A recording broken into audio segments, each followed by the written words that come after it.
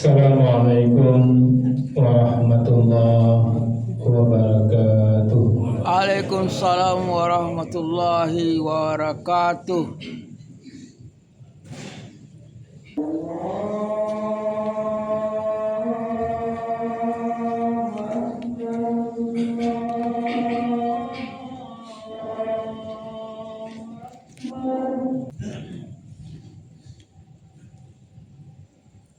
Innal hamdalillah nahmaduhu wa nasta'inuhu wa nastaghfiruh wa na'udzu billahi min shururi anfusina wa min sayyiati a'malina. Man yahdihillahu fala mudilla lahu wa man yudlil fala hadiya lahu. Ashhadu an la ilaha illallah wa ashhadu anna Muhammadan abduhu wa rasuluh la nabiyya ba'da. Allahumma fassalli wa sallim wa barik ala nabiyyil karim wa rasulun azim wa ala alihi wa ashabihi ajma'in.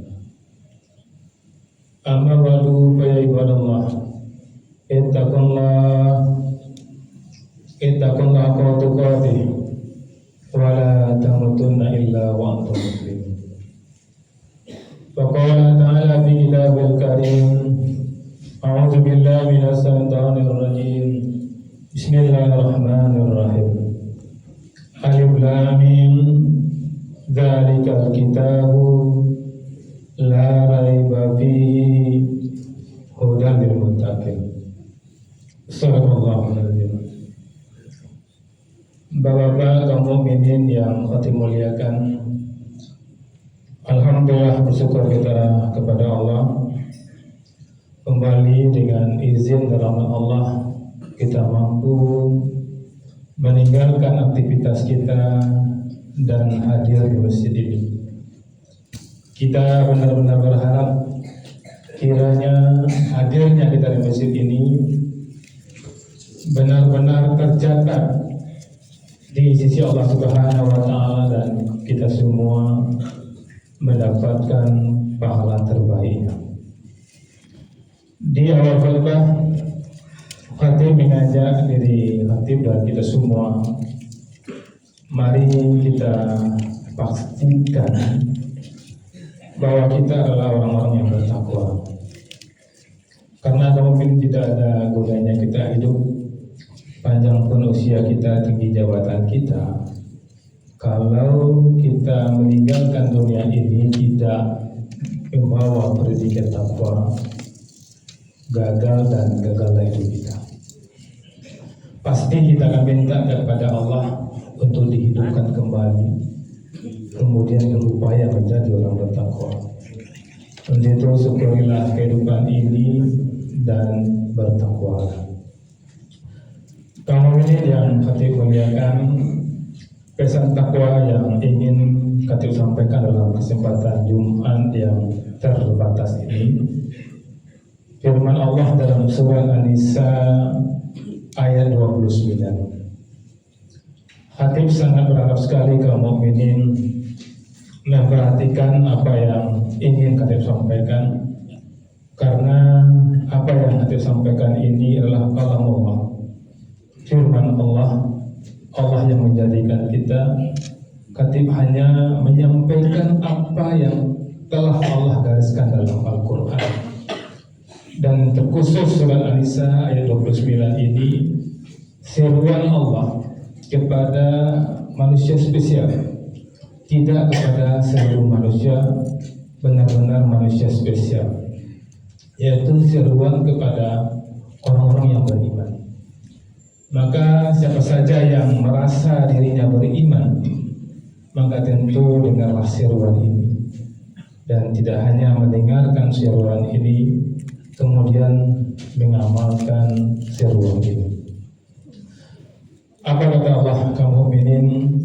Ya ayyuhallazina amanu, wahai orang-orang yang beriman, la ta'kulu amwalakum bainakum bil batil. Allah menyeru orang beriman Kemudian Allah melarang orang beriman. Apa yang dilarang Allah? Janganlah kamu saling memakan amwalakum, harta bainakum, sesama kamu, bil batil, dengan cara yang batil, dengan cara yang tidak benar. Illa an takuna tijaratan, kecuali hal itu dalam perdagangan antara minkum, yang berlaku atas dasar suka sama suka di antara kamu. Wala taqtulu anfusakum, dan janganlah kamu membunuh dirimu. Innallaha kana bikum rahim, sungguh Allah kepadamu maha penyayang. Dari kaum mukminin Allah menyuruh kepada orang beriman, dan tentu kita ingin buktikan bahwa kita adalah orang yang beriman. Dan hadirnya kita ke masjid ini panggilan Jumat karena kita orang beriman. Apa kata Allah di sini? Hai orang-orang beriman, janganlah kamu saling memakan harta sesamamu dengan cara yang tidak benar, dengan cara yang batil. Ini sengaja Khatib ambil tema ini karena Khatib menyaksikan, dan Khatib yakin kamu ini juga menyaksikan di sekitar kita betapa banyaknya orang-orang yang sepertinya beriman tapi justru memakan harta saudaranya dengan cara yang batil. Khatib sampaikan ini, kalau ada di antara kita yang terlanjur selama ini sudah memakan harta saudara kita dengan cara yang batil, masih ada kesempatan untuk segera bertobat. Datangi saudara kita, minta maaf sebelum terlambat, karena konsekuensinya tidak main-main. Ketika kita diperintahkan oleh Allah dan kita tidak mengindahkan perintah itu, konsekuensinya dunia dan akhirat. Kita lihat kemudian apa kira-kira di tengah-tengah kita yang kita saksikan yang memakan harta saudara dengan cara yang batil. Yang pertama, tidak membayar hutang.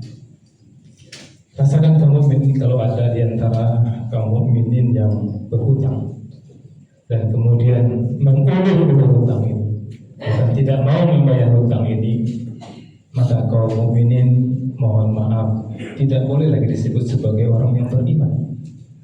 Karena ini jelas Allah mengatakan, hai orang-orang yang beriman, jangan kamu makan harta sesamamu dengan cara yang batil. Ketika kita sanggup untuk membayar dan tidak kita bayar, maka saat itu kita sudah memakan harta saudara kita dengan cara yang batil. Maka rasakanlah kamu, kalau ada seperti itu, segera datangi. Kalau uang kita belum ada, nyatakan, saya memang berhutang, beri kesempatan saya untuk membayarnya. Jangan diam-diam kamu ini. Karena Rasulullah ketika ada orang meninggal dunia, Rasulullah menanyakan, apakah jenazah ini punya hutang? Ada. Kalau ada, tolong ahli warisnya selesaikan hutangnya dulu, baru diselenggarakan jenazah. Itu kata Rasulullah. Artinya orang yang meninggal dunia meninggalkan hutang, keselamatannya di akhirat dipertanyakan. Percuma disalatkan, percuma diselenggarakan jenazahnya kalau tidak diberhutang. Maka pastikan kamu ingin kita tinggalkan dunia ini sekaligus meninggal, jangan sampai meninggalkan hutang. Ini yang pertama kamu ingin. Kemudian yang kedua, dalam hal memakan harta saudara kita dengan cara yang batil dan kita melihat di tengah-tengah masyarakat kita, dan mungkin dengan dekat dengan keluarga kita, yaitu menunda dan menyalahi warisan. Ini penting kamu mukminin, banyak kita menyaksikan orang yang menunda-nunda untuk membagi warisan. Jadi kamu mukminin, harta yang ada di tangan kita, di saldo kita, itu harta Allah yang Allah titipkan kepada kita. Ketika kita hidup, Allah menyuruh kita menginfakkan, Allah menyuruh kita untuk menzakatkan kalau harta kita cukup untuk dizakatkan. Ketika kita meninggal dunia, harta itu memang masih punya Allah, dan Allah punya aturan untuk harta orang yang sudah meninggal, yang namanya harta warisan. Dan itu sudah ada ketentuan Allah. Allah sudah punya wasiat di An-Nisa ayat 11 tentang warisan ini. Ketika ada meninggal dunia, maka segera saat itu juga beberapa hari setelah itu dibagi warisnya sesuai dengan wasiat Allah. Wasiat Allah ada di surat An-Nisa ayat 11. Laki-laki berapa dapat, istri berapa dapat, ada aturannya. Jadi kalau ada di antara kita yang tidak ikut aturan Allah, maka saat itu tidak beriman lagi, karena saat itu sudah memakan harta saudara dengan cara yang batil. Ada seorang ibu yang bertanya kepada seorang ulama, ayahnya sudah meninggal, ayahnya mewasiatkan kiranya kalau ayahnya meninggal, tolong bagi waris ini sama rata, laki-laki dan perempuan sama dapatnya. Datang ibu ini kepada seorang ustaz menanyakan, apakah boleh kami melakukan wasiat Allah ini, wasiat orang tua ini? Apa kata ustaz? Ketika sudah meninggal dunia, harta itu harta Allah, ikut aturan Allah, ikut wasiat Allah, bukan wasiat orang tua. Wasiat orang tua mengatakan harta ini dibagi sama banyak, sementara wasiat Allah laki-laki dapat 2, perempuan dapat 1. Maka tentu wasiat Allah yang dikerjakan. Sama seperti ini, ketika ada orang tua meninggal, kemudian dia berwasiat, kalau papa meninggal, kamu semua jangan pernah mengerjakan sholat. Apakah kita kerjakan itu? Wasiat dari orang tua mengatakan kalau ayah meninggal, kamu jangan mengerjakan sholat. Nah, mungkin wasiat ini kita kerjakan. Sama persis seperti itu, ketika ayah meninggal, kamu membagi waris sesuai dengan ayah katakan, bagi sama banyak. Sementara wasiat Allah laki-laki dapat 2. Maka kalau ada yang membagi warisan bukan wasiat Allah, maka dia bukanlah orang yang beriman. Ini harus menjadi perhatian serius bagi kita kaum mukminin, karena tidak main-main kaum mukminin. Mungkin kaum mukminin sering melafazkan membaca surat Al-Kahfi. Allah mengatakan kepada Rasulnya, bisa dilihat surat Al-Kahfi ayat 29. Wa qulil haq, katakanlah kebenaran itu min rabbikum, dari Tuhan kalian. Faman sha'a falyu'min, maka barang siapa yang menghendaki beriman, maka berimanlah. Allah mengatakan kalau ingin beriman, berimanlah, ikut aturan Allah. Wa man sha'a falyakfur, dan barang siapa yang menghendaki kafir, silakan kafir.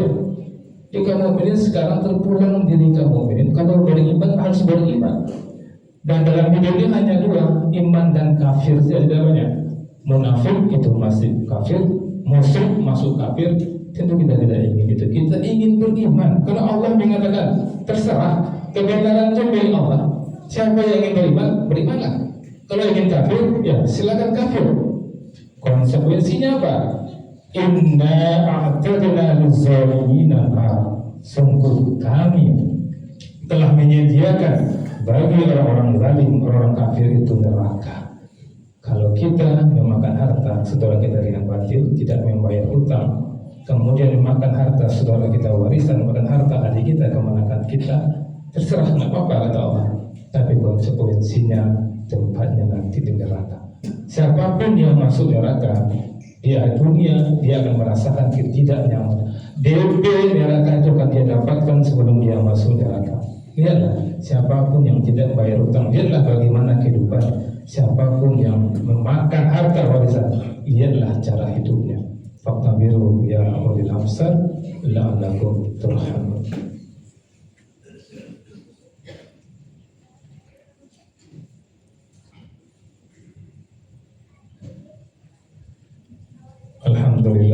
Alhamdulillahirabbil alamin. Asyhadu an la ilaha illallah wa asyhadu anna Muhammadar Rasulullah. Allahumma shalli ala sayyidina Muhammad wa ala sayyidina Muhammad. Ibadallah ittaqullah qatu qati wa la tamutunna illa wa antum Kaum mukminin yang khatib muliakan, di khutbah kedua ini khatib sempurnakan menyampaikan surah An-Nisa. Tadi Allah menyuruh kepada kaum beriman jangan sampai memakan harta dengan cara yang batil. Itu An-Nisa ayat 29. Di An-Nisa 30-nya apa kata Allah? Wa may yaf'al, barang siapa yang berbuat demikian, zalika udwanan wa zulman, mengambil harta dengan cara yang zalim dan mengikuti aturan Allah, fasawfa nuslihi nar, maka kami masukkan dia ke dalam neraka. Wa kana zalika 'ala Allah yasir, yang demikian itu bagi Allah mudah. Jangan pernah di antara kita mengatakan, saya kan sudah sholat, saya sudah puasa, saya mungkin belum bayar hutang saja, saya sudah salat, saya sudah puasa, saya memang membagi harta warisan, tidak ikut cara Allah. Dan mungkin rasanya saya akan campakkan Allah ke dalam neraka. Maka penting Allah katakan, fasawfa nuslihi nara, dia pasti dimasukkan ke dalam neraka.